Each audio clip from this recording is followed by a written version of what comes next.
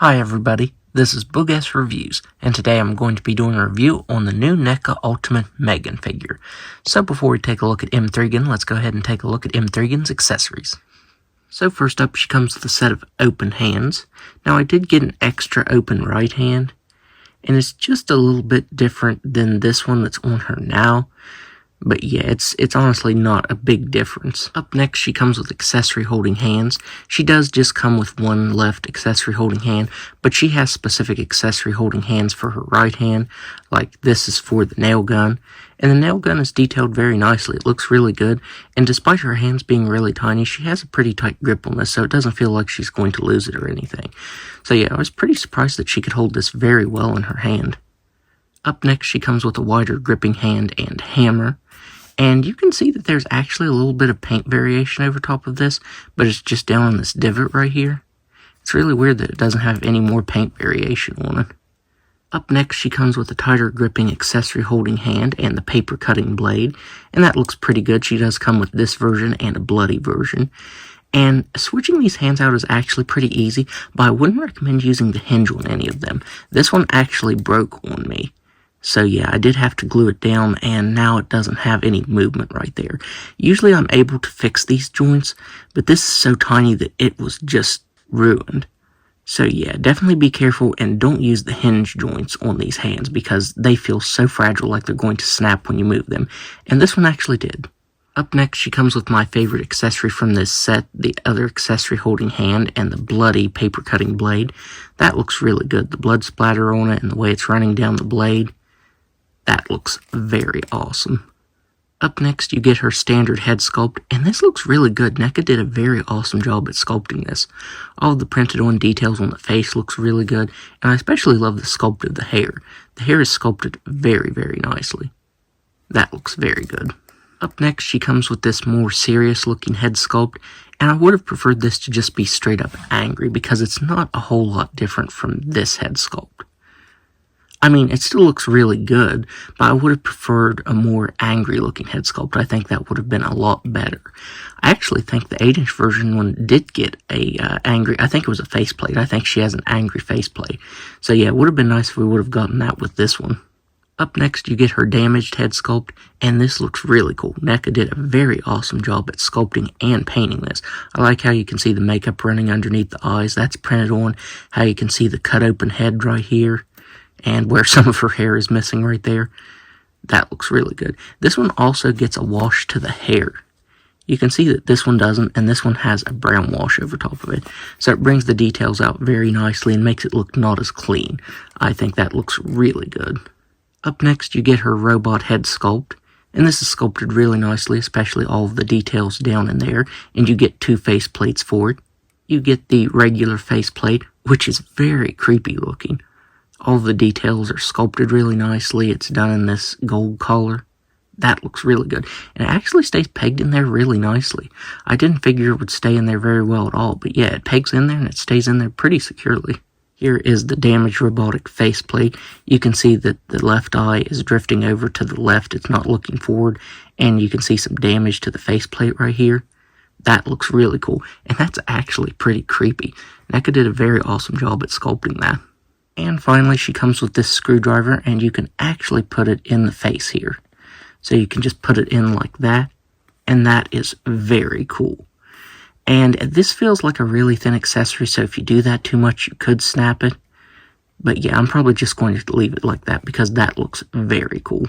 So taking a look at the rest of the figure, NECA did a decent job on the rest of the figure. The dress is actually a very, very soft and pliable material. I really figured that the articulation would be super hindered, but it actually isn't. You can see how they sculpted the stitch work on the bottom of the dress. And then up the side right there, that looks really good.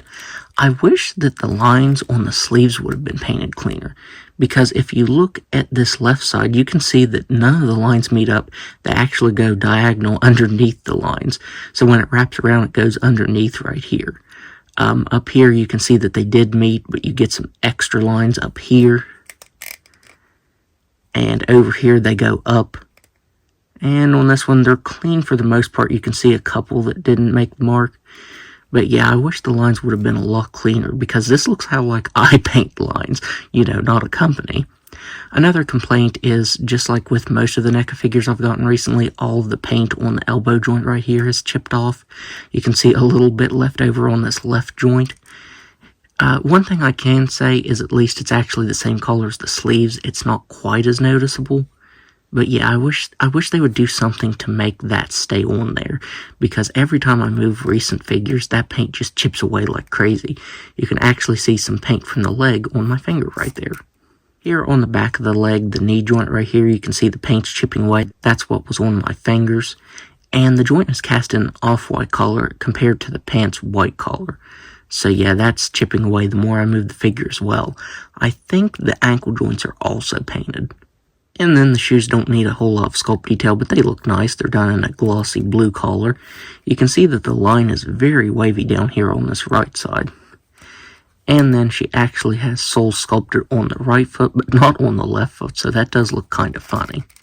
So now let's go ahead and go over her articulation. She does have a ball-jointed head and neck. It can look up just a little bit. She can look down just about all the way. The way the neck goes down into the torso right here, it does limit the articulation.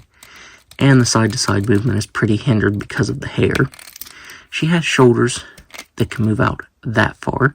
She has single-jointed elbows that can bend in that far, swivel wrists, and as I said, I'm scared to use that hinge because of the one joint breaking. This one actually feels really loose now that I've switched it out. You can see a bit of gappage in there too. So yeah, I don't know if that's like that on everyone's, but mine has gotten loose, and now it has some gappage right there. She has a ball-jointed diaphragm that can move back just a little bit. Yeah, she can move side to side. She can crunch forward that... pop that off. She can't crunch forward that far before you pop the head off. She has ball-jointed hips that can just about do a complete split.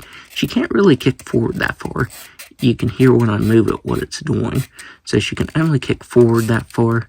She can kick back just a little bit. Very slight thigh swivel. Single-jointed knees.